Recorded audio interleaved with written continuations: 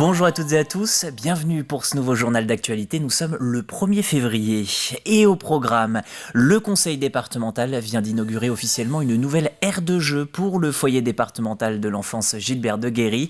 La structure installée depuis 2021 vise à offrir un cadre plus chaleureux et sécurisé aux jeunes placés dans la structure lyonnaise. Un bon plan du toilettage canin à prix cassé. Ici, les toiletteurs sont tous des élèves, ce qui explique ces rabais. Plusieurs particuliers ont en tout cas décidé de leur faire confiance. Enfin, au Langon, les éleveurs du Marais communal ont pu créer 2 parcs de contention grâce au dispositif France Relance.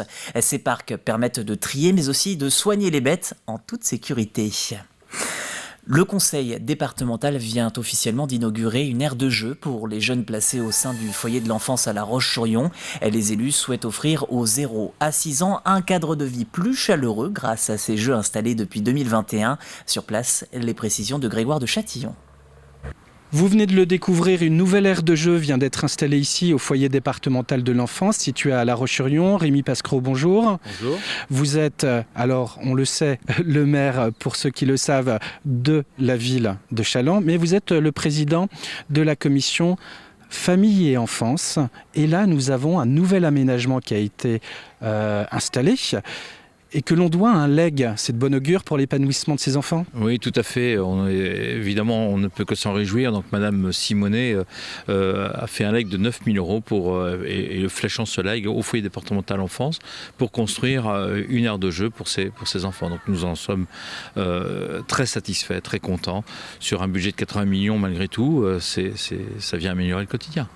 Combien d'enfants sont placés dans un foyer départemental de l'enfance en Vendée? Combien y en a-t-il d'ailleurs? Alors nous avons actuellement 1563 enfants qui sont placés donc, à l'aide sociale à l'enfance et nous avons 96 enfants qui sont aujourd'hui placés au foyer départemental de l'enfance. Est-ce que vous avez vu plus d'enfants en danger, en difficulté que dans le passé? Vous avez reçu en 2022 2800 informations préoccupantes concernant ces enfants en difficulté et en danger dans le département. Oui, tout à fait. 2800 informations préoccupantes, c'est toujours beaucoup de trop. Mais ça veut également dire que les gens, lorsqu'ils ils sont témoins d'une situation qui peut être compliquée, osent aujourd'hui prévenir les instances compétentes et en l'occurrence la cellule de recueil des informations préoccupantes, ce qui nous permet de faire une évaluation, d'accompagner aussi les familles. Je pense qu'on est là aussi pour protéger les enfants, mais également accompagner et soutenir les familles. La mission principale du foyer de l'enfance, c'est naturellement d'aider ces enfants en difficulté et en danger parce qu'ils n'ont aucune autre possibilité d'hébergement.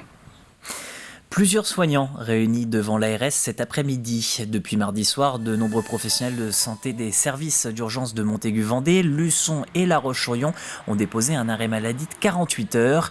Une manière de faire infléchir la direction du CHD Vendée. Depuis plusieurs mois, les soignants veulent obtenir plus de moyens humains et davantage de lits. Une délégation a donc été reçue dans l'après-midi par l'Agence régionale de santé. Nous, ce qu'on aimerait, c'est avoir plus de personnel de nuit et un petit peu de jour. C'est vrai que quand on arrive à des 90 patients dans les urgences, on ne se sent pas forcément en sécurité, ni on ne sent pas les patients en sécurité. On ne peut pas s'occuper, quand on a 20 personnes à charge, c'est compliqué que tout le monde soit en sécurité. C'est un mouvement qui a été voulu sur 48 heures pour le personnel et à la fois pour ne pas mettre en danger les patients aux urgences. Donc c'est pour ça qu'à partir de jeudi matin, l'ensemble des arrêts seront arrêtés. Et vous venez de l'entendre, les soignants ne reconduiront pas leur mouvement afin de ne pas provoquer de nuisances dans les services d'urgence. Si vous êtes à la recherche d'un toiletteur pour votre ami à 4 pattes, tendez l'oreille, ça peut vous intéresser. Chaque jeudi, le lycée des établières de La Roche-sur-Yon propose des cours pour ses élèves. Pour se former, ces futurs professionnels ont besoin de pratique et par conséquent de chiens. Plusieurs particuliers font donc appel à ce service. L'avantage, des tarifs adaptés au niveau de la formation des aspirants toiletteurs. Le reportage, Agathe Poulet. Onyx et Thilou se font bichonner dans ce cours de toilettage. Ces élèves de première en conduite et gestion d'une entreprise canin et félin apprennent l'art de manier les ciseaux. Pour elle, pratiquer sur de vrais chiens est important. Je trouve ça très bien parce que nous, ça nous entraîne et puis pour plus tard, on pourra ouvrir notre salon de toilettage plus facilement sans avoir un stress où j'ai jamais toiletté de chien, j'ai juste ouvert un bouquin pour apprendre comment faire. Nous, on a déjà eu la pratique. Je trouve ça important, comme ça au milieu professionnel, on saura comment accueillir les clients, comment parler, on exerce directement sur l'animal. On peut voir aussi comment le chien va réagir et par rapport à ça, on peut apprendre d'autres techniques pour manipuler le chien et des choses comme ça. Comme dans un salon de toilettage classique, cette classe reçoit elle aussi ses clients et en compte une quarantaine. Ici, les prestations coûtent 2 fois moins cher, un rapport qualité-prix avantageux, mais surtout un moment de convivialité. C'est une autre approche du toilettage, c'est agréable, voilà. On ne dépose pas son chien, puis on vient le rechercher, on discute, voilà, il y a un lien. J'ai toujours eu des réponses à mes attentes, voilà, donc c'est pour ça que j'ai continué. J'ai aucune peur de les laisser entre les mains des élèves. On sait que, de toute façon, on sait qu'ils sont là pour apprendre, mais c'est guidé par Cindy, qui se débrouille très bien, donc non, franchement, c'est parfait. Après avoir été à leur place il y a quelques années, Cindy forme désormais les élèves de ce lycée. Pour elle, il est important d'apprendre tout en pratiquant. Chaque jeudi, 2 à 3 chiens sont reçus par demi-journée afin de prendre le temps de former correctement les élèves et de s'en occuper étape par étape. On a besoin aussi des clients pour pouvoir adapter nos élèves. Et l'avantage, c'est qu'on peut être à plusieurs pour gérer les grands chiens. Pas forcément évident quand on est tout seul. Alors, il y a des chiens qui peuvent se rassurer, par exemple pendant un bain ou un séchage, à venir au contact des personnes. Après avoir refait une petite beauté et eu leur dose de câlins, les chiens repartent heureux, tout comme leur propriétaire. L'école Sup Santé Animale de Montaigu propose elle aussi le même service de toilettage pour les particuliers. Tout autre chose à présent, Vendée Foncier Solidaire vient d'inaugurer 15 nouveaux logements en BRS ou bail réel solidaire. Ces BRS permettent de devenir propriétaire des murs, l'immobilier, mais locataire du terrain, le foncier. Un dispositif dédié aux ménages avec des revenus plus modestes. À titre d'exemple, dans cette nouvelle résidence Sunset de La Roche-sur-Yon, un T2 de 41 mètres carrés coûte 143 100 €. Avec un BRS, comptez 98 603 €.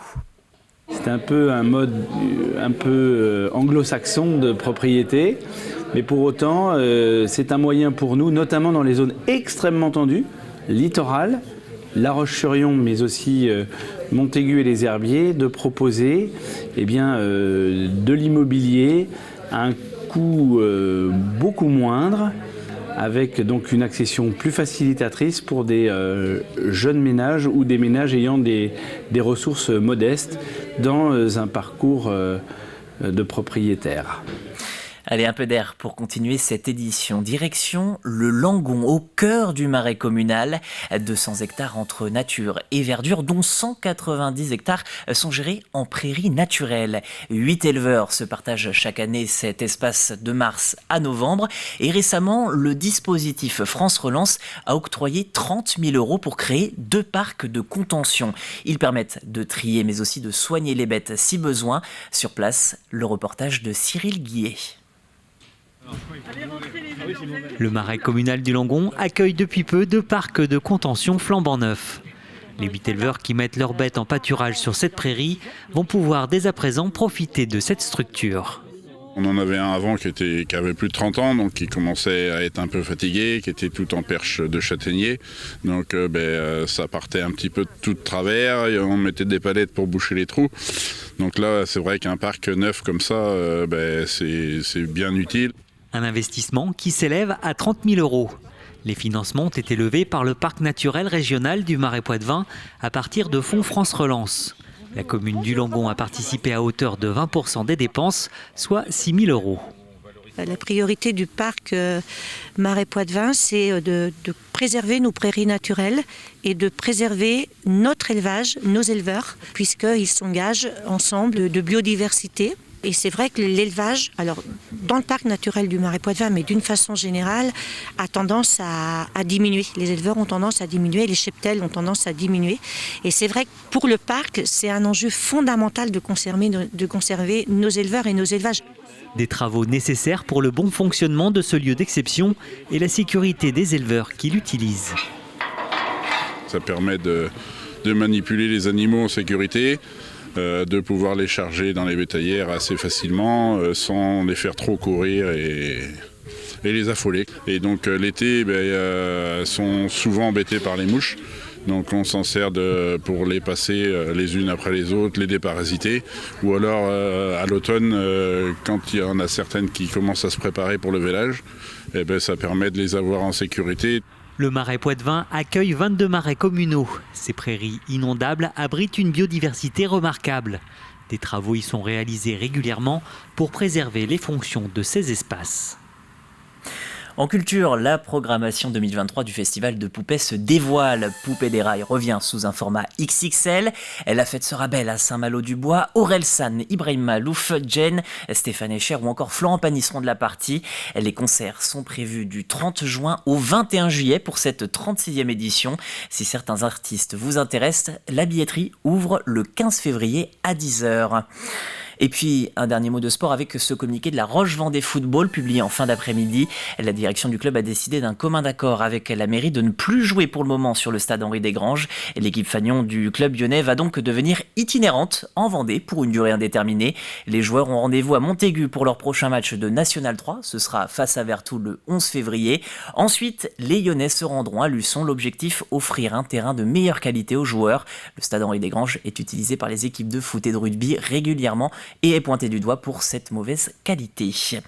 Voilà, c'est la fin de ce journal. Merci de l'avoir suivi. Nous vous souhaitons une très bonne journée sur TV Vendée.